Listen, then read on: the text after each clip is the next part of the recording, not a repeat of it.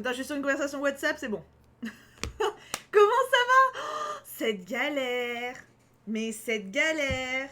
Pour ceux qui sont pas sur Instagram, vous pouvez vous être étonnés. Bah non, si vous êtes Instagram, vous savez pas que j'allais faire un live. J'avais prévenu que je ferais un stream ce matin.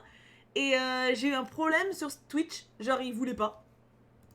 Twitch, il voulait pas me le faire. Donc, c'était pas cool. C'était pas cool du tout. Alors, attends, je vais juste retrouver... Voilà, c'est ça que je voulais. Hop. Qu'est-ce que c'était ce bruit? Oh, merci SkyNB. Oh, merci. Deux petites têtes de lama au-dessus. Merci, ça met du baume au cœur.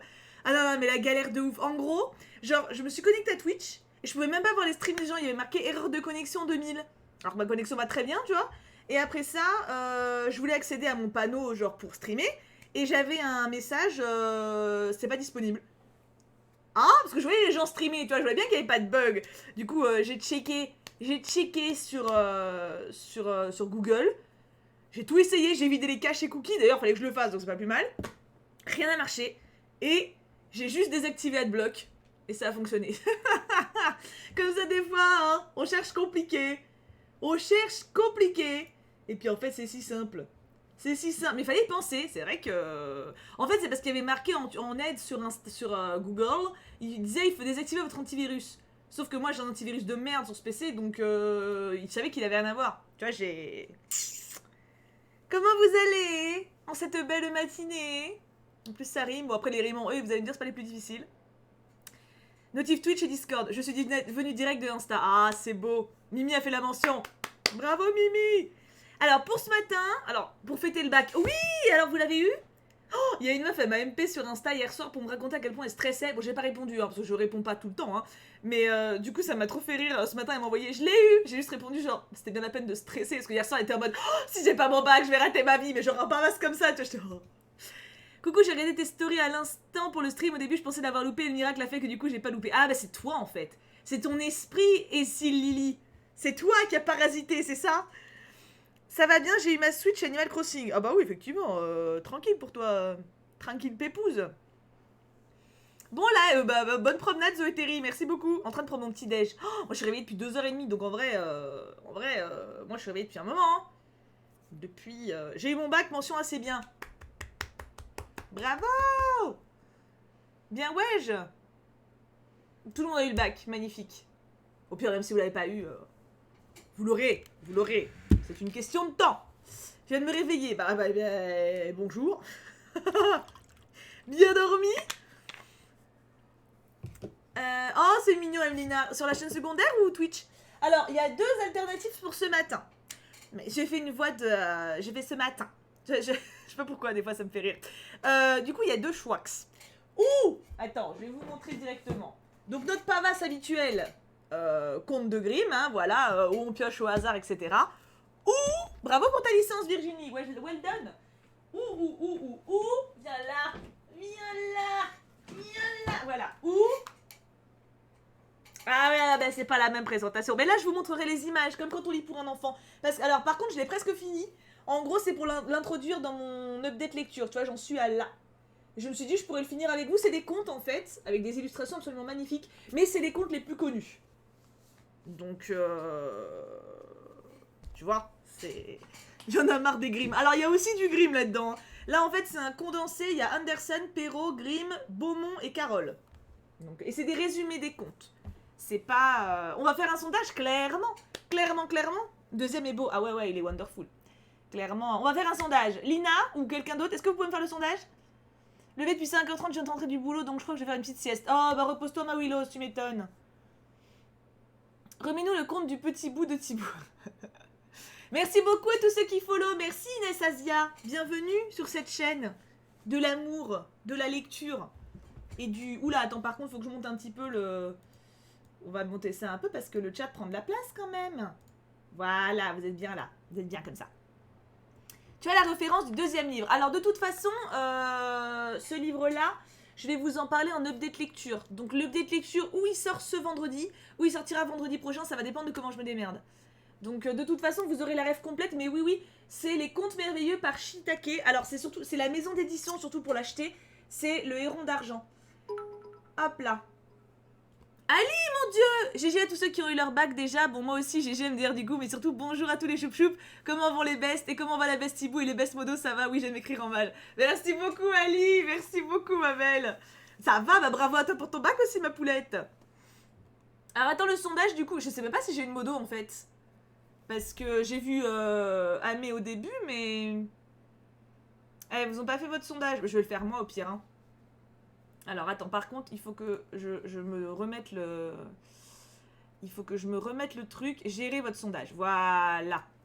Parce que Twitch m'a tout remis à zéro, donc... Ah, il y a une dédicace. Les modos font grève. Ah oui, chat s'en occupe. Ok, d'accord, j'attends alors. Bah, pendant ce temps, je regarde la dédicace. Comme ça... Coucou Thibou, trop contente que tu sois en live, mais je vais devoir passer en team rediff pour aujourd'hui. À tête à ce soir pour le live Eldaria. Et hier, c'était mon anniversaire. Ah, bah Lunao, bon anniversaire en retard. Alors, Lunao, tu es un petit paquebot. Mais un petit, parce que les trop grands, après, ils se la pètent et tout. Toi, t'es un petit, mais de qualité. Et une autre de Bouboule. Bouboule07. C'est quoi ce pseudo? C'est pas très valorisant pour toi, ma bichette. Coucou Thibou, aujourd'hui c'est mon anniversaire, youpi, 14 ans déjà. Je suis une fille très timide, rien que là je stresse en sachant que tu vas lire mon message. Je voulais te dire que tu m'as énormément remonté le moral en ce moment car j'ai appris que je déménageais. Et comme je l'ai dit, je suis très timide donc c'est assez dur pour moi de me faire des amis. Et là j'avais enfin réussi, plus que j'ai sauté une classe donc je me retrouvais avec des gens plus grands que moi. Je t'admire vraiment, t'es une femme incroyable, t'as pas peur du regard des autres. J'aimerais vraiment être comme toi. Voilà, je vais éviter de trop écrire, je voulais juste que tu le saches. Plein de bisous. PS, je m'appelle Pauline. PS2, je sors enfin de la team silencieuse. Alors, je vais t'appeler Pauline parce que franchement, Bouboule, c'est vraiment pas un pseudo. Tu vois? Je sais pas pourquoi tu te mets ça en pseudo. C'est pas. Tu vois, c'est pas très positif. Votez au sondage dans le chat. Du coup, Pauline, merci beaucoup pour ton message. Déjà, c'est extrêmement mignon. Il faut pas croire que j'ai pas peur du regard des autres. De toute façon, je pense que je vous ferai une vidéo. Parce que là, j'ai repris la salle de sport depuis quelques temps. Je pense que je vais vous faire une vidéo pour vous parler un peu justement de pourquoi j'ai perdu du poids, de comment ça s'est passé, etc. Je pense que ça pourrait être pas mal pour que vous compreniez un peu dans quelle démarche je suis. Mais merci beaucoup en tout cas, ma belle. Et tu es un petit palmier. Et tu me changes ce pseudo. Important. Alors, voyons voir. Les comptes illustrés. Bah, je m'en doutais. À 71% quand même, hein. 71% contre 29% pour les comptes classiques. En même temps, celui-là, on le fait souvent. Donc oui, Pauline, confiance, ma fille. Confiance. Et si t'as pas confiance, tu fais semblant jusqu'à avoir confiance. Ça, c'est important. Et tu me changes ce pseudo, hein. J'aimerais beaucoup voir cette vidéo si tu la tournes. Mais en fait, j'aimerais atteindre l'objectif de poids que j'aimerais bien avoir avant. Parce que là, en fait, j'ai repris du poids un peu avec le confinement. Que je repère assez facilement, hein, en remangeant normalement. Mais je pense que je le ferai quand j'aurai atteint mon objectif, on va dire. Parce que c'est plein d'étapes en fait différentes. C'est parce que mes parents m'appelaient comme ça quand j'étais petite et pour moi c'était un surnom affectif.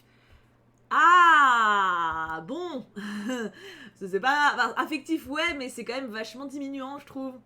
Je sais pas, c'est peut-être moi, hein, mais ça, je sais pas, ça fait quand même vachement rond, tu vois, comme... Sauf si tu es très mince, tu vois, et que ça te complexe absolument pas, hein. Mais c'est vrai que là, comme ça, en voyant ton pseudo, je me suis dit, ah, ça fait... Tu vois, ça dépend comment tu le vis, si ça te rend heureuse. Continue. C'est juste que... Alors, voyons. Conte merveilleux. Donc voilà la couverture, regardez comme c'est beau. Regardez comme c'est joli. Je vais vous montrer les pages comme aux enfants. Oh, merci Misty Tati. Merci, elle prolonge son sub. Tu es ravissante aujourd'hui. Ah, tu voulais parler des menstruations aussi. Aussi, ça fait partie des choses qu'il faut que je vous parle. Il y a plein de choses, il faut que je vous parle. Plein de choses. Alors, pour aujourd'hui, les signes sauvages. Du coup, il m'en reste pas beaucoup. Je crois qu'en fait, il m'en reste qu'un ou deux. Hein. Je sais pas combien il m'en reste. Alors, regardez, attends, l'image de fin du... Hop. L'image de fin du livre, quoi. Tellement beau. Ah, merci Ali. Merci beaucoup. C'est pour Tif Tif. Oh, ça, c'est gentil, ça. Ça, c'est mignon. Alors, voyons voir. Les signes sauvages. Est-ce que vous êtes prêts? Non, non, les contes illustrés, c'est les contes les plus connus. Donc, c'est pas trop chelou, tu vois. Merci à Rounds pour héberger. Ça veut dire qu'en gros, le stream est sur sa page, pour ceux qui savent pas ce que c'est. Alors, les signes sauvages d'Anderson, pour le coup. C'est pas du Grimm. Alors, je vous dis tout de suite, hein, Anderson, c'est pas un marrant. Non, mais voilà. Je veux pas que vous imaginiez qu'Anderson, on va se taper une grosse barre. Non, Anderson, c'est la petite fille aux allumettes, pour ceux qui connaissent. Hein, c'est très beau, mais c'est très triste. Voilà, en général. Hein, c'est pas un gars qui se marre énormément. Hein. Oh, merci Arlis. Oh, bah merci pour Pauline. Alors ça c'est chou, hein. Thibaut, tu vas nous faire un roman avec tous les trucs que tu dois nous dire. Oh, mais grave, petit fou de ouf. Faudrait que je fasse des listes. Pourquoi je fais pas mes listes? Alors, je commence, sinon à force de vous lire, j'y arriverai pas. Bien loin d'ici, là où s'envolent les hirondelles lorsque l'hiver arrive chez nous, demeurait un roi qui avait 11 fils et une fille, appelée Élisa. Les 11 frères, tous princes, allaient à l'école, la poitrine ornée d'une large décoration et l'épée au côté. Ils écrivaient avec des crayons de diamant sur des tablettes d'or, et ils savaient réciter par cœur d'une manière parfaite. Enfin, tout chez eux annonçait qu'ils étaient des princes. Leur sœur Élisa, assise sur un petit banc de cristal, s'amusait à regarder un livre d'images dont le prix égalait celui de la moitié du royaume. Mais dis donc, c'est un beau livre ça, dis donc, hein, c'est quand même... Oui, ces enfants étaient bien heureux, mais ce bonheur ne devait pas durer toujours. Leur père, qui était roi de tout le pays, épousa en secondes noces une méchante reine qui n'avait guère à cœur le bonheur des enfants. Dès le premier jour, ils s'en aperçurent. Il y avait fête au château, les enfants jouaient et beaucoup d'étrangers affluaient. Mais au lieu de donner aux enfants comme à l'ordinaire des gâteaux et des pommes rôties, elle leur fit servir du sable dans une tasse de thé en disant qu'ils pouvaient faire comme si c'était quelque chose de bon. Alors je veux pas dire, hein, mais si le roi il laisse passer ça, quand même un petit peu con, hein, je veux pas dire, hein, c'est... Merci Miss Morgan, merci beaucoup. La semaine suivante, elle envoya la petite Élisa à la campagne chez des paysans. Et quelque temps après, elle dit tant de vilaines choses au roi sur le compte des pauvres princes qu'il ne s'inquiétait plus d'eux. « Envolez-vous par le monde et tirez-vous d'affaire comme vous-même, » dit la méchante reine. « Envolez-vous comme de grands oiseaux sans voix. » Mais elle ne put leur faire autant de mal qu'elle aurait voulu, car ils se changèrent en 11 magnifiques cygnes sauvages. Ils poussèrent un cri bizarre et s'élevèrent au-dessus du parc et de la forêt. Alors, Anderson, il devait abuser un peu aussi, hein. C'est... Tu vois, voilà. Voilà. Merci Ali pour ton sub, c'est trop chou. Ah bah pour Azafiro, elle va être contente, hein. Et merci Marine pour ton follow. Ah non mais Ali... Donc voilà, les princes, les 11 fils sont donc partis. Putain, la meuf devait être sacrément de bonne ou pieux. Hein. Pour que le roi, il s'en batte les couilles de ses 12 enfants... Et que genre il vénère sa femme, c'est... Laisse tomber, hein, ça va pas du tout, hein. Et donc les enfants se sont changés en noix, hein. Le lendemain matin, ils passèrent devant la maison où leur sœur Élisa était couchée et dormait dans la chambre du paysan. Comment ça, elle dort dans la chambre du... Enfin, dans son lit ou dans sa chambre? Pas... Non, parce que c'est pas clair, hein. Ils planèrent sur le toit, tendirent leurs longs coups et battirent des ailes. Mais personne ne les étendit ni les... Mais personne ne les entendit ni ne les aperçut. Puis ils regagnèrent les nuages, s'envolèrent par le monde, et ne s'arrêtèrent que dans une grande forêt sombre qui s'étendait jusqu'au bord de la mer. La pauvre petite Élisa jouait dans la chambre du paysan avec une feuille verte, car elle n'avait point d'autre joujou. Une feuille. Elle joue avec une feuille. Alors non, c'est ça parce que... Attends. J'ai déjà joué plein de fois sans jouet quand j'étais gamine, hein. Je jouais plein de fois à faire des cabanes, ou à monter dans les arbres, ou à m'imaginer être un lion dans la savane, du coup je salopais tous mes pantalons dans l'herbe, tu vois. Mais jouer avec une feuille, il n'y a même pas des petits bonhommes en bâton dessus, juste elle joue avec une feuille, tu fais quoi avec une feuille? Vraiment mon imagination est cloisonnée, j'avoue que là je vois pas. Ça me dépasse, je vois pas. Donc elle joue avec sa feuille car elle n'avait point d'autre joujou. C'est pas moi qui dis, c'est pas... Si tu veux mon avis, c'est pas une feuille. Dis. Elle y fit un trou et regarda au travers du côté du soleil. Elle crut apercevoir au loin les yeux brillants de ses frères, et chaque fois qu'elle sentait sur ses joues les rayons de l'astre éblouissant, c'était pour elle comme si ses frères la couvraient de baisers. Elle aussi, elle est pas nette, hein. Elle est pas nette, Maurice, hein, ça va pas du tout, hein. Ainsi se passa un jour après l'autre. Si le vent agitait les grandes haies de roses plantées devant la maison, il leur soufflait « Qu'y a-t-il au monde de plus joli que vous ?» Mais les roses secouaient la tête et répondaient « La petite Élisa !» Bien sûr. Bah oui, bien sûr. Bah, si vous vous emmerdez, allez écouter un peu parce que le vent et les roses, ça tchatche. Mais ça tchatche. Ça s'arrête pas. Ah bah ça raconte tous les commérages du quartier, hein. Bah t'es au courant de tout, hein. Le dimanche, lorsque la vieille était assise devant sa porte, lisant son livre de prière, le vent tournait les feuilles et disait au livre « Qui peut être plus pieux que vous ?» Le livre de prière répondait « La petite Élisa !» Et lui, comme les roses, disait la vérité. Ah, bah alors si le livre le dit, hé, c'est, hein, voilà, hein, c'est... Ayant atteint l'âge de 15 ans, Élisa retourna au château. Bah, elle a passé combien de temps chez les Pécores, là? Parce que... Attends, elle devait avoir... Elle était petite, elle lisait un livre d'images. Elle a passé 10 ans chez les paysans à jouer avec des feuilles. Putain, le père, le roi le père... Hein, ça va pas, hein. Donc elle retourne au château. La reine, voyant sa beauté, se mit fort en colère et conçut pour elle une haine terrible. Une haine, pardon. Elle aurait bien voulu la changer comme ses frères en cygne sauvage, mais elle ne l'osait encore, car le roi avait grand désir de voir sa fille. Bah après 10 piges, tu m'étonnes. Genre il a envie de voir ce qu'elle est devenue, tu vois. Est-ce qu'elle est bonasse? Est-ce qu'il peut la marier à un prince Pécor? Le lendemain matin, la reine se rendit à la salle de bain qui était construite de marbre, ornée de coussins moelleux et de tapis magnifiques. Là, elle prit 3 crapauds, déposa à... Attends, illustration. Donc là, nous avons... Là, c'est simple, mais attends de voir la page d'après. Donc là, voilà. Et là, attention. Est-ce que vous êtes prêts pour voir l'illustration? Voilà. Non, mais alors, Lilu, elle fait 2 pages, hein. Mais j'essaie de vous rapprocher un peu la tête, parce que la tête est trop belle. Voilà. Alors, si c'est elle, la gamine, qui joue avec une feuille, ils l'ont bien relooké pour le roi, quand même, hein. C'est... Quand même, hein, bien, belle tenue, très belle tenue. Je veux bien sa robe, perso, hein. Je sais pas ce que vous en pensez.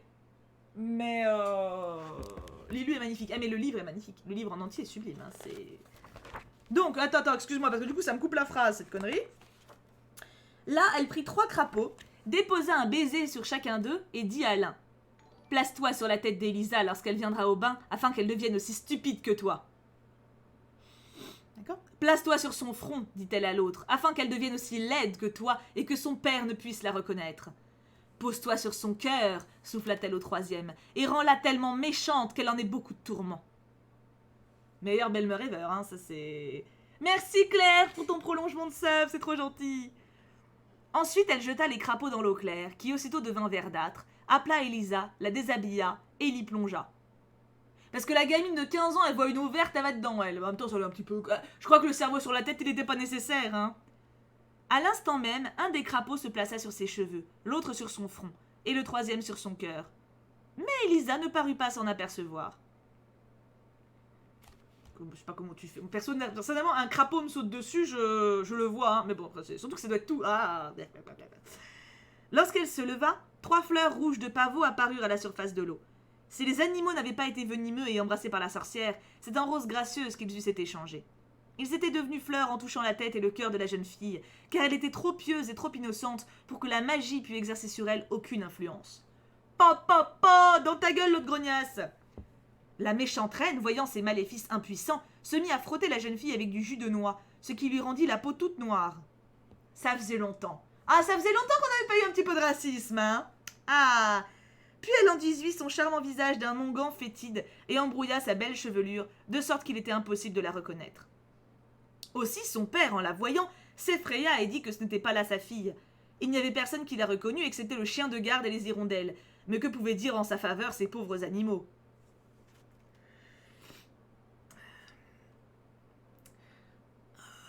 Est-ce qu'on peut quand même dire que le roi, il est quand même bien con? Hein? Parce que... Non mais je veux pas dire là parce que... que la gamine soit moche. Mais tu vois quand même que, genre, les cheveux en bordel, ça peut se coiffer, tu vois. Enfin, le gars, il... Tu vois ce que je veux dire? Tu fais un lien, tu l'envoies changer, tu l'envoies prendre un bain, un vrai bain, je sais pas. Alors Elisa pleura et pensa à ses 11 frères qui tous étaient absents. Profondément affligée, elle s'échappa du château, traversa les champs et les marais, et s'enfonça dans une vaste forêt. Elle ne savait pas où elle voulait aller. Son unique désir était de retrouver ses frères qui, sans doute comme elle, avaient été chassés dans le monde. Mais le roi, il a perdu ses 12 gosses et il s'en fout, quoi. Mais c'est quoi ce gars? La nuit arriva bientôt. La jeune fille avait perdu son chemin. Épuisée de fatigue, elle se coucha sur le gazon moelleux, fit sa prière du soir et appuya sa tête sur un tronc d'arbre. Partout régnait un profond silence. L'air était doux et plus de 100 vers luisants brillaient dans l'herbe et sur la mousse, comme de petits feux verdâtres. Elle toucha de sa main une branche, et ces insectes brillants tombèrent sur elle comme des étoiles filantes. Il y a un truc avec les insectes quand même, hein. Toute la nuit, Elisa rêva de ses frères qu'elle voyait jouer comme des enfants, écrire avec leurs crayons de diamant sur des tablettes d'or, et feuilleter le magnifique livre d'images qui valait la moitié du royaume. Ça, on en parle, ça. Hein, c'est mentionné, hein, le prix du bouquin, hein, c'est... Mais au lieu d'écrire sur les tablettes comme autrefois des zéros et des lignes, ils y traçaient maintenant les actions les plus courageuses par lesquelles ils s'étaient distingués, et tout ce qu'ils avaient vu et éprouvé. Dans le livre d'images, tout était vivant, Les oiseaux chantaient, et les personnages quittaient leur place pour venir parler à Elisa et à ses frères. Mais aussitôt qu'elle tournait la feuille, ils rentraient promptement dans leur cadre pour qu'il n'y eût point de confusion dans les images. C'est gentil. Ah mais c'est vrai, on pourrait être confusé. Tu vois, genre, c'est quoi ce bordel? Pourquoi il y a des trucs dans les images? Non, mais c'est bien. C'est organisé, quoi. C'est bien. C'est bien. En se réveillant, Elisa remarqua que le soleil était levé depuis longtemps. Elle ne put néanmoins le voir à cause des grands arbres qui étendaient leurs branches sur sa tête. Mais ces rayons les perçaient semblables à une gaze d'or soulevée par le vent. La verdure répandait un parfum délicieux, et les oiseaux venaient se poser sur les épaules de la jeune fille. Au point où on en est, il pourrait lui faire caca dessus que je serais même pas étonnée. Elle entendait murmurer l'eau qui coulait de plusieurs grandes sources et se rendait dans un lac dont le fond était du sable le plus fin. Bien qu'entouré d'épaisses broussailles, ce lac était accessible par un endroit où les cerfs avaient pratiqué une large ouverture. C'est moi ou on s'en fout? Non mais c'est pas très intéressant. Non mais je veux pas critiquer. Non, j'ai inventé le mot, mam, c'est un néologisme. Mais enfin, c'est pas... C'est ce que je veux dire, hein, c'est par cette ouverture qu'Elisa arriva au bord de cette eau, tellement limpide que, si le vent n'avait pas agité les branches et les buissons, elle les aurait crus peints au fond. Dès qu'elle aperçut sa propre figure, si noire et si laide, elle recula d'horreur. Mais lorsqu'elle eut mouillé sa petite main et frotté ses yeux et son front, la blancheur de sa peau reparut aussitôt. Toujours un plaisir, hein? Voilà. Puis, quittant ses vêtements, elle se baignait dans l'eau fraîche. Jamais fille de roi n'avait été plus belle qu'elle. S'étant rhabillée et ayant formé une tresse de ses longs cheveux, Elisa se rendit près d'une source jaillissante, but dans le creux de sa main et s'enfonça dans la forêt sans savoir où elle allait. Elle pensait à ses frères et au bon Dieu, qui certes ne l'abandonnerait pas, lui fit croire... Quoi? Attends, je vais la refaire cette phrase parce que... Elle pensait à ses frères et au bon Dieu, qui certes ne l'abandonnerait pas, lui qui fait croître les pommiers sauvages pour satisfaire la faim de l'homme fugitif. Qui ça, le bon Dieu? Le bon Dieu, il fait croître les pommiers sauvages pour satisfaire la faim de l'homme fugitif? C'est sympa. Bah c'est bien, faut penser à l'homme fugitif, hein. Pourquoi des pommiers? Pourquoi pas? C'est nourrissant, les pommes. Il lui fit découvrir un de ces arbres dont les branches pliaient sous le poids de leurs fruits, et elle s'y arrêta pour prendre son dîner. Et bah écoute, t'as bien raison. Alors cela dit en passant, je tiens à dire que la meuf s'est barrée du palais sans penser à se laver. Genre, elle a pas vu qu'elle avait les bras et les mains dégueulasses, si pleines de boue, tu vois, Puis elle pénétra dans la partie la plus sombre de la forêt. Bah oui, bah pourquoi faire, hein, voilà. Là, le silence était si profond qu'elle entendait le bruit de son pas léger, le froissement de chaque feuille sèche qui se rencontrait sous ses pieds. Crac. Je fais les bruitages, ça me fait plaisir. On ne voyait pas un seul oiseau et pas un rayon de soleil ne pouvait pénétrer à travers les branches longues et épaisses. Les troncs des arbres se rapprochaient tellement qu'en regardant devant elle, elle aurait pu se croire entourée d'une quantité de grilles formées par des poutres. C'était une solitude dont elle n'avait jamais eu l'idée. T'es pas nette, Baptiste, c'est ça. La nuit devint une profonde obscurité. Aucun petit ver luisant ne brillait plus sur la mousse. La tristesse dans l'âme, Elisa se coucha et ne tarda pas à s'endormir. Pendant son sommeil, il lui sembla que les branches s'écartaient au-dessus d'elle et que le bon Dieu, entouré de petits anges gracieux, jetait sur elle un regard doux et pénétrant. Tant que c'est que le regard qui est pénétrant. Oh, ça, fallait que je la fasse, oui, voilà. En s'éveillant, elle ne savait pas si tout cela était un rêve ou une réalité. Ah, bah c'est con, hein, c'est... Elle continua son chemin et rencontra une vieille femme portant un panier rempli de fruits et qui lui en offrit quelques-uns. Elisa lui demanda si elle n'avait pas vu 11 princes à cheval traverser la forêt. Bah bien sûr, ça date d'il y a 10 piges, hein. T'es pas au courant, mais ça fait 10 piges que tes frères ils se sont fait barrer, hein. Enfin bon, c'est pas grave, c'est... Non, répondit la vieille. Mais j'ai vu hier 11 cygnes avec des couronnes d'or sur la tête nager dans un lac près d'ici. Parce que les cygnes ont gardé leur couronne, bien sûr, parce que la tête d'un être humain, d'un homme, c'est la même taille qu'un cygne. Bah oui, bah bien sûr. À moins qu'ils aient diminué pour devenir des toutes petites couronnes de tout petits cygnes. C'est mignon. Elle conduisit la jeune fille à une pente au bord de laquelle serpentait un ruisseau. Encore? Putain, mais stop avec la flotte! Les bords étaient couverts de grands arbres qui entrelaçaient leurs branches et les laissaient pencher sur l'eau. Elisa dit adieu à la vieille et chemina le long du ruisseau jusqu'à l'endroit où il se jetait dans un grand bassin.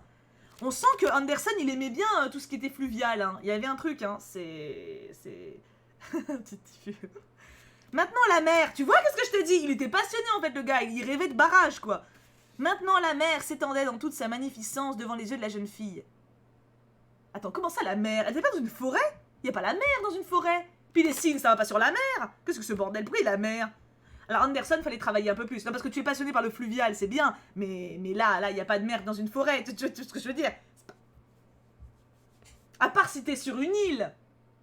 Et que la forêt, mais même, il y a une plage. Tu sais, il y a un intermédiaire entre la forêt profonde et la mer.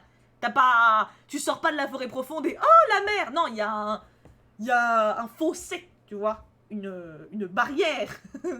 Changement de cap. Tu vois, c'est quelque chose qui va pas, tu vois. Donc maintenant la mer, voilà, donc on est dans la mer, hein, c'est voilà. Maintenant la mer s'étendait dans toute sa magnificence devant les yeux de la jeune fille, mais aucune voile, aucun bateau ne s'y faisait voir qui pût la porter plus loin. Elle regarda sur le rivage les innombrables petites pierres arrondies par l'eau. Le verre, le fer, les cailloux, tout avait reçu la même forme, quoique l'eau fût encore plus légère que la main délicate de la jeune fille. Quoi?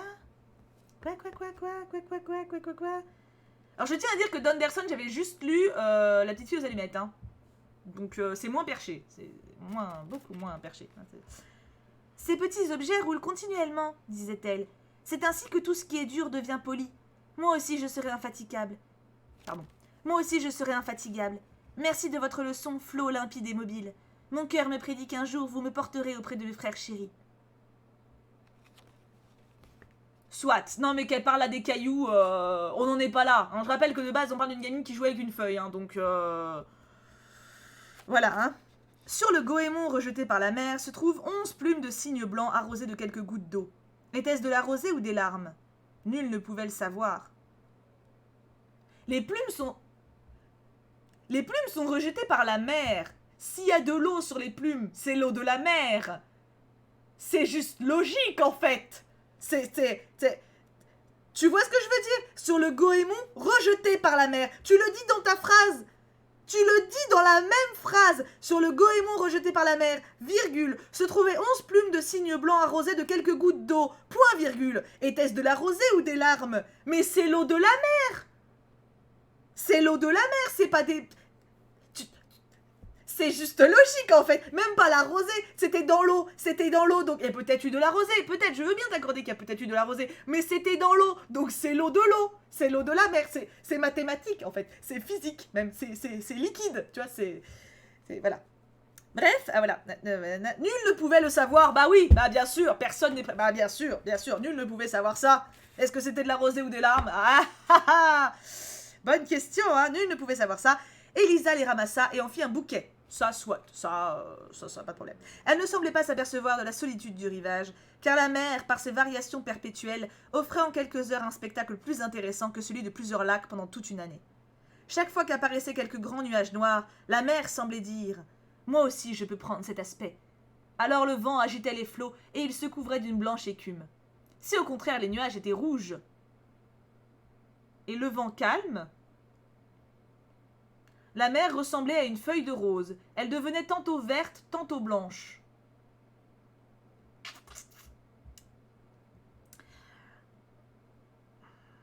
Non mais... Au début j'ai pensé à un coucher de soleil, mais non. Mais ça varie, c'est bien les couleurs. Non mais il faut varier. Pourquoi est-ce qu'il se cloisonnerait? Pourquoi est-ce que la mer elle devrait tout le temps être bleue? Tu vois? Ou tout le temps... Non, il faut varier, c'est vrai, c'est... Voilà. Au milieu du plus grand calme, un léger mouvement se faisait cependant sentir au rivage, et l'eau s'y soulevait doucement, comme la poitrine d'un enfant endormi. Ça, c'est joli. Ça, d'accord. Là, c'est joli. Ça, c'est une belle métaphore, tu vois. Une comparaison, pardon, parce qu'il y a comme... D'accord, non mais ça, d'accord. Mais le côté de les plumes, machin... bon, hein, je me prends pas pour des jambons, Anderson. Hein. Je continue. Au coucher du soleil, Elisa aperçut 11 cygnes sauvages avec des couronnes d'or sur la tête qui s'approchaient de la côte. Ah bah on y revient toujours, j'imagine trop les petits cygnes. Oh, est-ce que vous pourriez... Oh, faut faire ça. Vous êtes 300. Ceux qui ont Instagram, je veux que vous me fassiez un petit dessin en story avec 11 cygnes avec une couronne sur la tête. Alors vous n'êtes pas obligé de faire des dessins, tu vois, pas... Voilà, mais genre des piou-piou avec des petites couronnes. Je veux voir 11 piou-piou avec 11 petites couronnes. Voilà, c'est... Même si vous voyez en rediff d'ailleurs, team rediff, on vous kiffe, vous n'hésitez pas, vous faites ça en story, vous me taguez. 11. Ah bah ils sont 11. Ah bah... Ils sont 11, on va pas virer des frangins. Vous me faites les 11. Ah bah...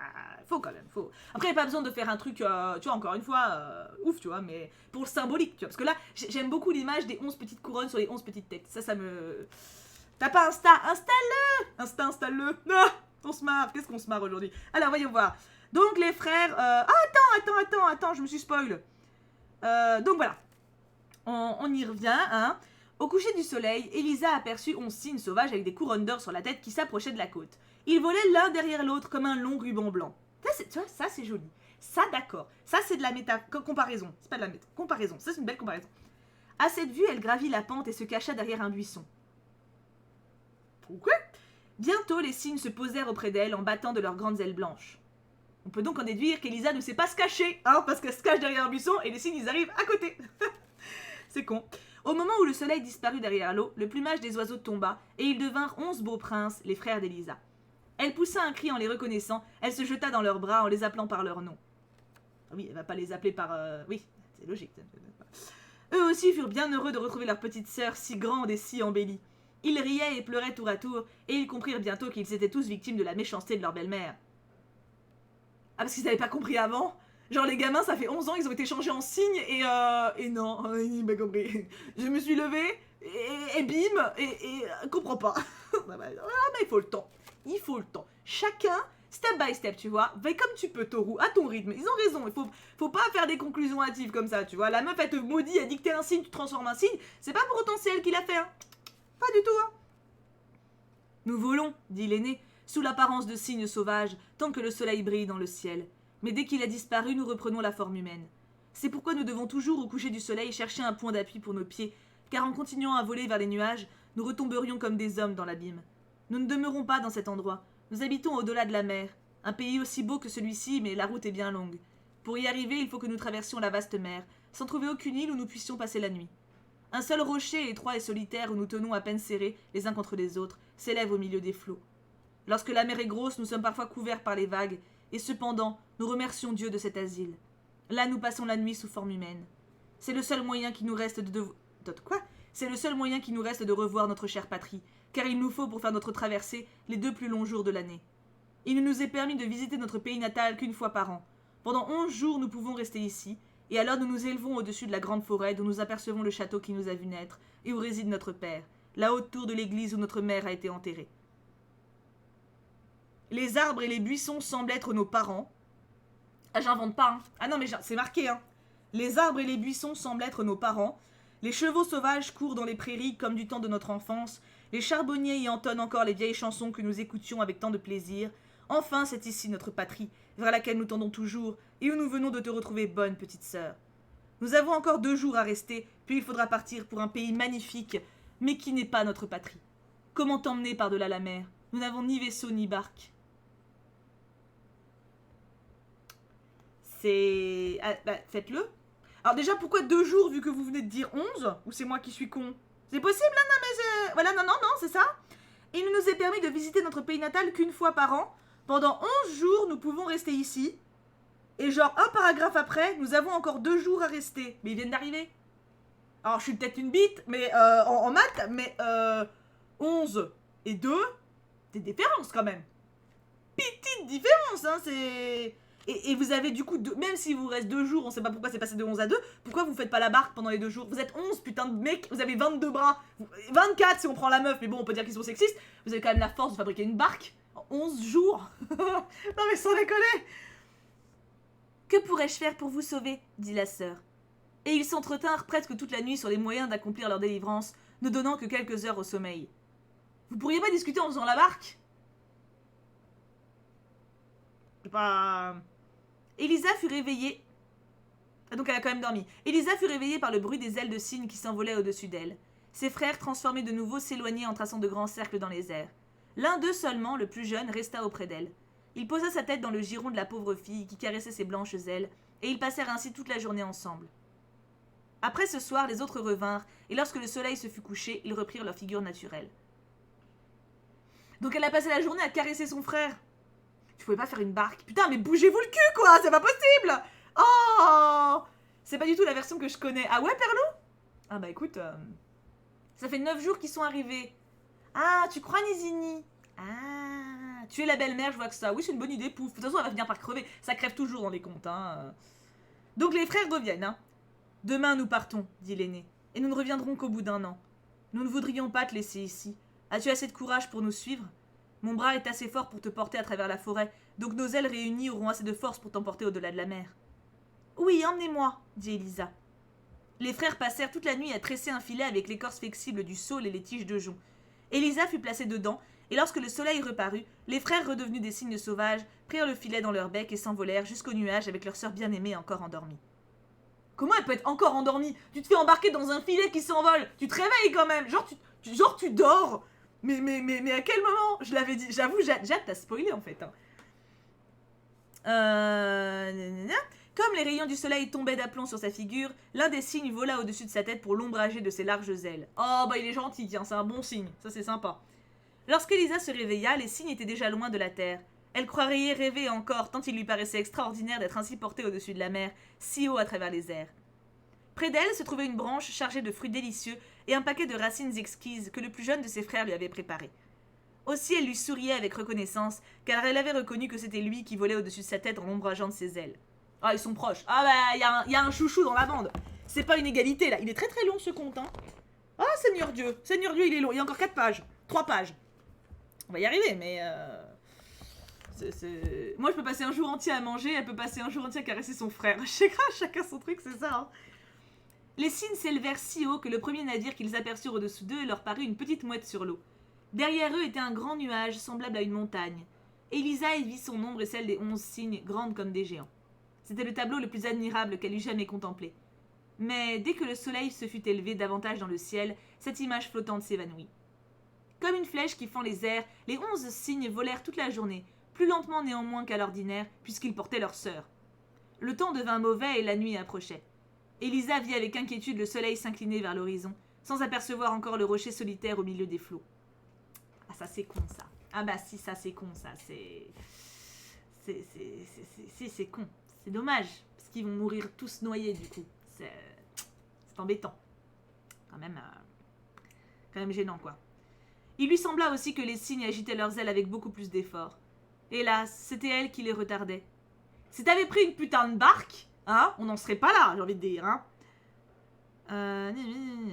Le soleil couché, il redeviendrait homme, tomberait dans la mer et se noierait. Elle adressa du fond du cœur une prière au bon Dieu, mais le rocher n'apparut pas encore. Le nuage noir s'approchait de plus en plus, le vent annonçait une tempête, le tonnerre grondait et un éclair suivait l'autre. Déjà le soleil touchait à la mer, le cœur de la jeune fille palpitait. Les cygnes descendaient si rapidement qu'elle croyait tomber, mais bientôt ils reprirent leur vol. Le soleil était à moitié plongé dans l'eau lorsqu'elle aperçut le petit rocher, pas plus gros qu'un chien de mer, qui montre sa tête au-dessus de l'eau. Je sais, mais alors là, je sais ce que vous vous demandez. Qu'est-ce qu'un chien de mer? Et j'avoue que je suis curieuse. Merci beaucoup, Luna! Chien de mer. Chien de mer. Ça existe, un chien de mer. Non, mais ce qu'il faut apprendre, hein, renseignons-nous, hein. Ah oui, ça ressemble... Mais attends, c'est minuscule? C'est pas... Attends, on va voir la taille. Je vais taper taille chien de mer. Parce que là, vraiment, sur les photos, t'as l'impression vraiment... C'est... Tu vois ce que je veux dire? Ça me semble vraiment petit, hein. Attends, taille. Non, mais il faut apprendre des choses. Comme ça, on aura appris des trucs aujourd'hui, tu vois. Taille chien de mer.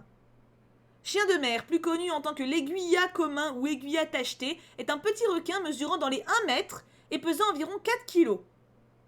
1 mètre. 1 mètre. Donc on va dire que c'est un grand chien de mer, ok? Donc on va dire qu'il fait 1m50. C'est un super chien de mer. Ils doivent tenir à 12 sur un truc d'1m50. Alors qu'il y a une tempête. Ça me semble délicat. Non mais après, ça me semble délicat. Pourquoi pas, hein, s'ils sont des tout petits pieds. Pourquoi pas. Je suis où? Ah là, le plus gros qu'un chien de mer qui montre sa tête au-dessus de l'eau. Déjà, ils sont balèzes d'avoir pu le voir de haut, quand même. Hein, Le soleil ne ressemblait plus qu'à une simple étoile quand elle posa les pieds sur le roc. Et lorsqu'il s'éteignit tout à fait comme la dernière étincelle d'un papier enflammé, elle vit ses frères autour d'elle, se tenant tous par la main. Il ne restait pas la moindre petite place vide. Oui, ça m'étonne pas des masses, à vrai dire. Quand même, hein, Les vagues battaient le rocher et passaient sur leur tête comme une averse. Le ciel était en feu, le tonnerre grondait sans cesse. Mais la sœur et ses frères se tenaient toujours par la main, entonnèrent un psaume afin de reprendre courage et de se consoler. Ah bah alors, non mais... À l'aube du jour, l'air devint calme et pur. Les cygnes s'envolèrent avec Elisa au moment où le soleil parut. La mer était encore agitée vue du haut des airs, sa blanche écume ressemblait à des milliers de cygnes bercés par les vagues. Peu de temps après, Elisa aperçut devant elle un pays montagneux qui semblait flotter dans l'air. Au milieu de brillants glaciers et de rochers escarpés, un château long s'élevait entouré de galeries superposées. Au pied de ce château s'étendaient des forêts de palmiers et poussaient des fleurs magnifiques, aussi grandes que les roues d'un moulin. La jeune fille demanda si c'était là le pays où ils se rendaient, mais les cygnes secouèrent la tête pour dire non, car ce palais admirable change continuellement d'aspect, n'était que la résidence de la fée Morgane. Jamais homme n'en avait franchi le seuil. Pendant qu'Elisa considérait ce spectacle, les montagnes, les forêts et le château s'écroulèrent tout à coup, et à leur place apparurent 20 églises superbes, toutes pareilles, avec leurs hautes tours et leurs fenêtres en ogive. Elle s'imagina entendre la musique de l'orgue, mais ce n'était que la musique des vagues. Elle était déjà tout près de ces églises lorsque subitement, elle les vit se transformer en une flotte complète qui naviguait au-dessous d'elle. Un moment après, il ne restait plus qu'un brouillard planant sur les eaux. Ah oui, ça change très vite quand même de look, hein.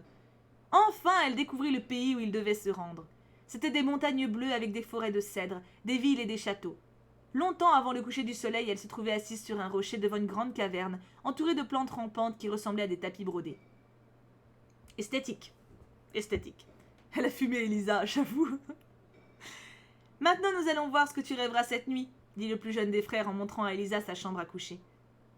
Puissais-je rêver des moyens de vous venir en aide, répondit-elle. Et cette pensée l'absorbant tout entière, elle se mit à invoquer l'appui du bon Dieu. Jusque dans son sommeil, elle ne cessa de prier. Elle aime bien. J'arrive plus à suivre ce compte. Ah bah c'est compliqué, attends, je bois un peu parce que... Hein?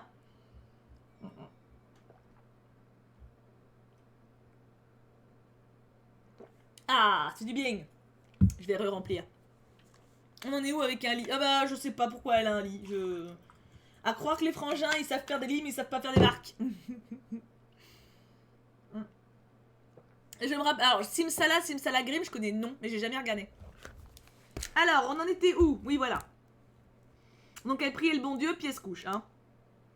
Soudain, elle se crut enlevée bien haut dans les airs, jusqu'au palais nébuleux de la reine Morgane. La fée elle-même venait à sa rencontre, et malgré sa beauté et sa splendeur, elle ressemblait à la vieille femme qui lui avait donné des fruits dans la forêt et lui avait parlé des 11 cygnes aux couronnes d'or. Tout se regroupe! Tout se regroupe! Tes frères pourront être délivrés, dit la fée. Mais il te faudra du courage et de la persévérance. Il est vrai que l'eau, plus légère que tes mains délicates, arrondit les pierres dures, mais elle ne ressent pas les douleurs que ressentiront tes doigts. Elle n'a pas de sensibilité et ne subit pas les tourments que tu endureras. Vois-tu l'ortie que je tiens à la main? Il en pousse beaucoup de pareilles autour de la caverne où tu dors, mais celles qui viennent sur les tombes du cimetière sont les seules bonnes. N'oublie rien de ce que je te dis. Tu les cueilleras, quoique ta peau en les touchant se couvre d'ampoules. Tu les écraseras ensuite sous tes pieds pour en faire de la filasse, avec laquelle tu tisseras 11 tuniques à manches longues. Jette ces tuniques sur les 11 cygnes sauvages et le charme sera rompu. Mais rappelle-toi bien que depuis le moment où tu auras commencé ce travail jusqu'à celui où il sera terminé, dût-il durer plusieurs années, il te faudra garder un silence absolu. Le premier mot sorti de ta bouche atteindrait le cœur de tes frères comme un poignard mortel.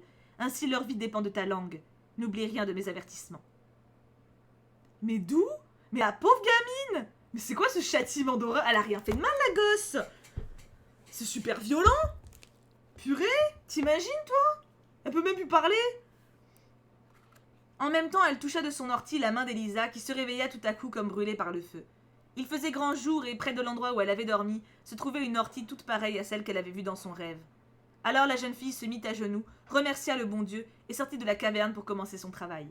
Du coup, j'espère qu'elle a remercié le bon Dieu sans parler, juste dans sa tête, parce que sinon elle est niquée, hein, déjà. Hein, elle saisit de ses mains délicates les vilaines orties brûlantes et supporta volontiers la douleur pour sauver ses frères chéris. Elle écrasa ensuite chaque tige d'ortie avec ses pieds nus et en fit de la filasse verte. Dès que le soleil fut couché, les frères arrivèrent. Ils eurent grand-peur en retrouvant leur sœur tout à fait muette, et ils crurent d'abord que c'était un nouveau sortilège de leur belle-mère. Mais en apercevant ses mains, ils comprirent ce qu'elle faisait pour eux. Le plus jeune se mit à verser des larmes sur elle, et partout où tombèrent ses larmes, la douleur cessa et les ampoules disparurent. Pratique, mais encore une fois, pas très sympa.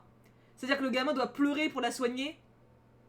On est quand même sur des gamins maltraités de ouf qui doivent encore plus souffrir pour s'en sortir, tu vois, Elisa passa toute la nuit à travailler, ne voulant prendre aucun repos avant d'avoir délivré ses frères. Le lendemain, pendant l'absence des cygnes, elle resta dans sa solitude. Cependant, jamais les heures n'avaient coulé si vite pour elle. Bientôt, une tunique fut achevée, elle se mit à la seconde. Oh bah ça va! Elle en a fait une en une journée. En un jour, c'est bouclé en fait. Je pensais que ça allait lui prendre 10 ans, moi. Putain, elle a fait une tunique avec des trucs d'ortie en une journée? La vache! Au milieu de sa besogne, le son du corps se fit entendre dans les montagnes et remplit la jeune fille de terreur. Comme ce bruit se rapprochait de plus en plus avec des aboiements de chiens, elle rentra promptement dans la caverne, ramassa tous les orties, en fit un paquet et s'assit dessus pour les cacher. Tu crois qu'un mec il va voler tes orties, meuf? C'est des orties, hein? Un moment après, un gros chien sortit des broussailles, puis un autre et un autre encore. Ils disparurent en aboyant et revinrent bientôt après. Au bout de quelques minutes, tous les chasseurs arrivèrent, et le plus beau, qui était le roi du pays, s'approcha d'Elisa. Jamais il n'avait vu une aussi jolie fille. « Comment es-tu venue ici, charmante enfant ?» Elisa secoua la tête car la vie de ses frères dépendait de son silence, et cacha ses mains sous son tablier pour que le roi ne découvrît pas ses souffrances. « Viens avec moi, continua-t-il, tu ne peux rester ici. Si tu es aussi bonne que tu es belle, je t'habillerai de soie et de velours, je mettrai une couronne d'or sur ta tête, et je te donnerai mon plus riche château pour résidence. » Il s'emballe vite quand même le gars, hein, c'est... Ah mais il traîne pas, hein, pas le temps de niaiser, hein, c'est rapide. Il arrive directement au truc, hein. Puis il la plaça sur son cheval. Elle pleurait et se tordait les mains, mais le roi dit « Je ne veux que ton bonheur, un jour tu m'en sauras gré. » Il partit à travers les montagnes, tenant la jeune fille devant lui et suivi de tous les autres chasseurs. Il la kidnappe. Il l'a kidnappée. Il l'a enlevée contre son gré.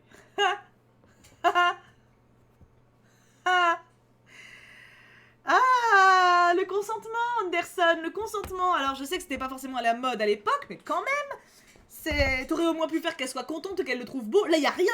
Y a même pas genre elle le trouve sympa ou quoi, tu vois. Juste, il la kidnappe. C'est magnifique. Voilà, voilà. Il partit à travers les montagnes, tenant la jeune fille devant lui et suivi de tous les autres chasseurs.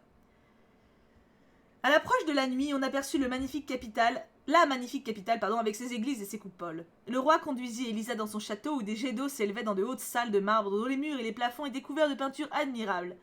Mais au lieu de regarder toute cette magnificence, Elisa pleurait et se désolait. Cependant, les dames du château la revêtirent d'habits royaux, tressèrent des perles dans ses cheveux et couvrirent ses mains blessées de gants fins et moelleux. Elle était si admirablement belle dans cette parure que tous les courtisans s'inclinèrent devant elle jusqu'à terre, et que le roi la choisit pour épouse, quoique l'archevêque secoua la tête en murmurant que cette jolie fille de la forêt n'était peut-être qu'une sorcière, qui éblouissait les yeux et ensorcelait le cœur du roi. En même temps, je dois avouer qu'à la place de l'archevêque, j'aurais pas dit que c'était une sorcière bien sûr, mais j'aurais dit que le roi était quand même sacrément con, hein, quand même, hein. Mais le roi, sans y prendre garde, fit jouer de la musique et servir les plats les plus exquis. Les plus belles filles du pays formèrent des danses autour d'Elisa et la conduisirent par des jardins parfumés dans des salons magnifiques. Cependant, aucun sourire ne parut sur ses lèvres ou dans ses yeux, la douleur seule s'y montrait comme son éternel partage. Mais Hein, c'est... J'espère qu'il va crever aussi celui-là, hein, c'est... Ah, merci Killname pour ton sub prolongé, merci beaucoup. Enfin, le roi ouvrit la porte d'une petite chambre où Elisa devait dormir. Cette pièce était ornée de précieux tapis verts qui rappelaient exactement la caverne d'où elle sortait. Sur le sol se trouvait le paquet de filasse provenant des orties, et au plafond était suspendue la tunique qu'elle avait tissée. Un des chasseurs avait emporté tout cela comme des curiosités. « Tu pourras rêver ici à ton ancienne demeure, » dit le roi. « Voici le travail qui t'a occupé. Au milieu de la splendeur qui t'entourera, tu seras contente de penser quelquefois au temps passé. » Va te faire foutre. Mais quelle horreur! En voyant les objets qu'elle avait tant cœur à garder, Elisa sourit et le sang reparut sur ses joues. Elle pensa au salut de ses frères et baisa la main du roi qui la pressa sur son cœur et fit annoncer le mariage au son de toutes les cloches. La belle fille muette de la forêt était devenue la reine du pays. Il est vrai que quelques méchants propos arrivèrent jusqu'à l'oreille du roi, mais il ne les prit pas à cœur et le mariage fut célébré. L'auteur de ces propos lui-même fut obligé de placer la couronne sur la tête d'Elisa et il eut la méchanceté de la serrer outre mesure autour du front.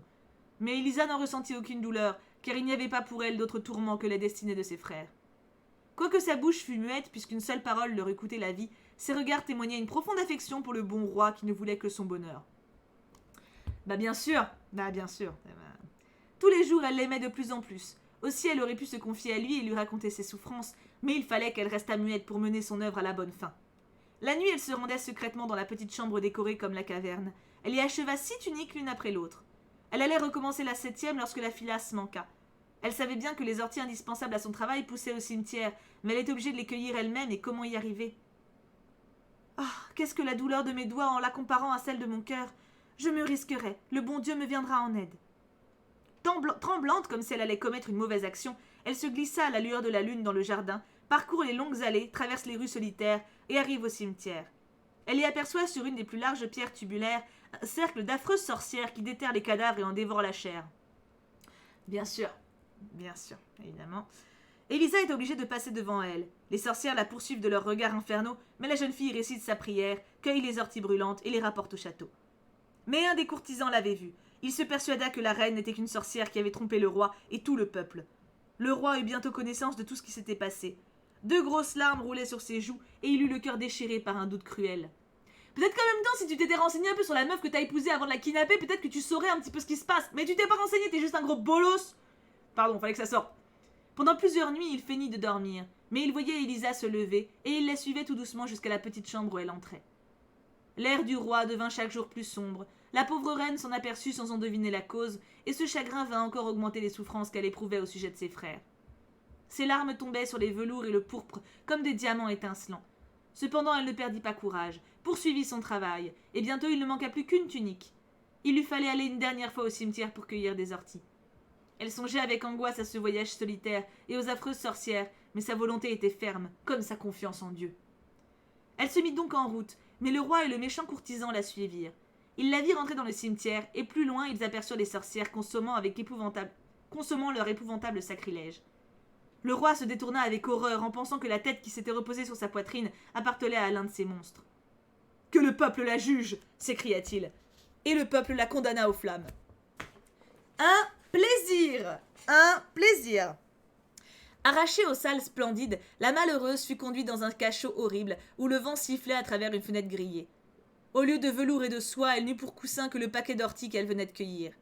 Les tuniques brûlantes qu'elle avait tissées durent lui servir de couverture, et cependant il était impossible de rien lui offrir de plus agréable. Ok. Elle reprit son travail en adressant des prières au ciel. En attendant, les enfants entonnaient dans la rue des chansons injurieuses pour elle, et pas une âme ne la consolait, pas une parole affectueuse.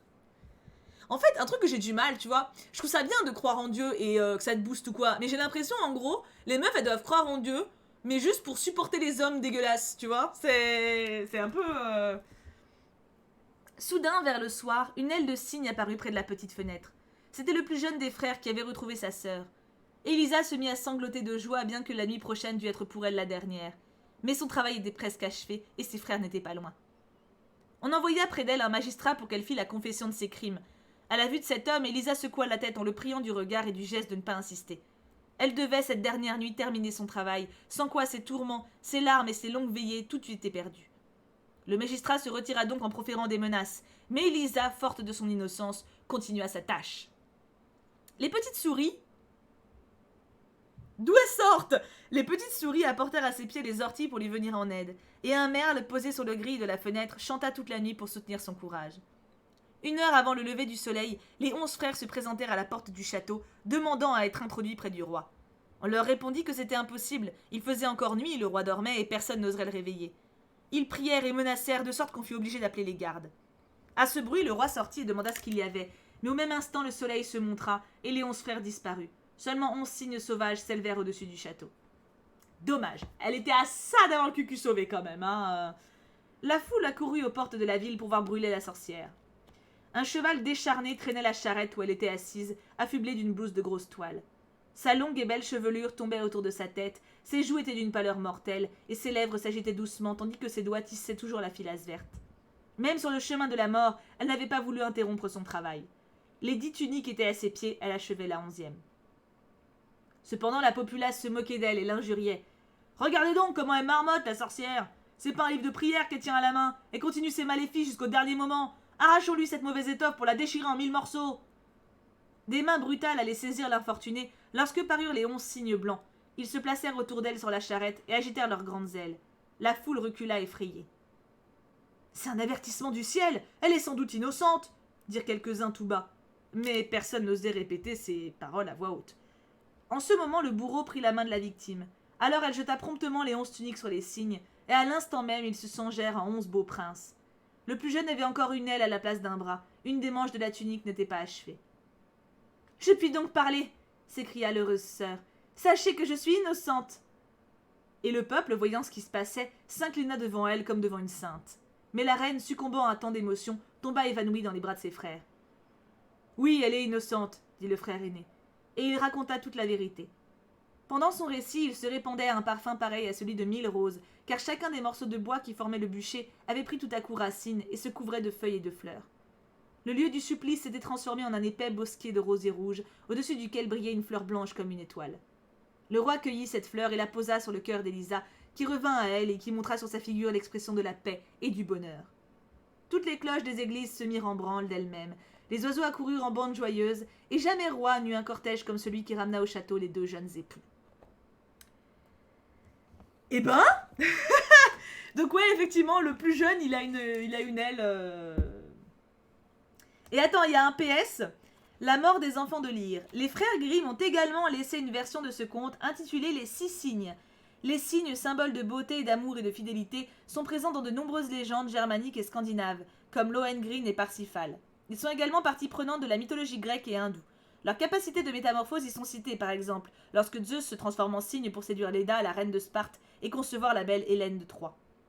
Autrement, la lamentation celtique irlandaise, Oidela Cloyn Lyr, ou Mort des enfants de Lyre, datant au moins du XVIe siècle, conte l'histoire malheureuse de 4 enfants métamorphosés en cygnes durant 900 ans à cause de la cruauté de leur belle-mère. Jalouse de leur bonheur, celle-ci paiera cher son forfait. Son propre père, horrifié, la transformera en démon désert pour l'éternité. Ouais, c'est pas mal, tu vois. Après avoir passé le temps indiqué sur divers lacs et détroits, attachés les uns aux autres par une chaîne en argent pour rester ensemble, les cygnes maudits seront finalement bénis par un moine.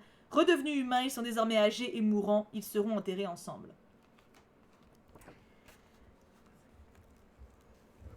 Fin. Ah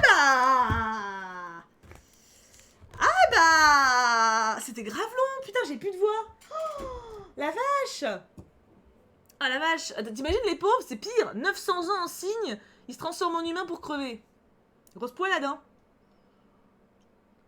Alors vous avez pensé quoi de ce conte? Je l'avais jamais lu perso, hein. Je trouve ça ouf. Après Andersen, il est connu, Andersen, ses contes, c'est connu pour être très triste. Andersen, c'est un peu un gros dépressif, et ses contes, à chaque fois, c'est très triste. Mais purée. Niveau valeur, on a changé quand même, hein. Dieu merci. Merci, sub... Oula. Sub du bled milousien. Merci beaucoup pour ton sub. Pour ton follow, pardon. Et pour Onyxia aussi. Et Mimé9. Comme dirait ta pote, ta gueule c'est magique. Ah bah oui, de ouf, là. Je connaissais déjà, mais en allemand. Alors, on n'est pas du même level. C'est plus sympa dans le dessin animé. Bah les dessins animés, ils ont vraiment mis les mères sont mignonnes. C'est comme les Disney, en fait, hein. C'est pas les mêmes... C'est super chelou. En vrai, il y a vraiment le côté femme soumise, tu vois. Enfin, le consentement était un peu plus respecté. Ah mais franchement, si vous l'avez lu dans des versions pour enfants, c'est normal. Ouais, en fait, vous êtes plein à l'avoir connu en version édulcorée, quoi. J'ai pas aimé, c'était bizarre. On avait dit pas de trucs bizarres. Ah bah là, vous êtes beaucoup à avoir une vision différente. Je connaissais pas, j'avoue que j'ai pas tout compris, mais c'est pas joyeux. Ouais, non, c'est pas la grosse poilade, hein. J'arrive pas à m'arrêter de rire. Oui, alors effectivement, la carte de ce conte-là, elle sort dans l'oracle de mes contes de fées. L'oracle des contes de fées, je l'ai en carte. Et effectivement, moi, ça ressortait ça quand même, mais dans la version qui était dedans, je pensais qu'elle mourrait, moi, tu vois, donc au moins, elle meurt pas. Au moins, elle meurt pas. Mais c'est vraiment un conte classique, en vrai, hein. En vrai, quand tu regardes, les meufs, elles ont rarement l'autorisation de dire quoi que ce soit. Elles ont pas le choix. Elles sont tout le temps enlevées. Elles se font victimes de partout. Hein. Ça dérange si les signes n'ont pas de dieu. Mais non. Ah, pour le dessin Instagram. Mais non. Ah oui, t'es arrivé en cours de route. Ah bah, le début, c'était... C'était priceless aussi, hein.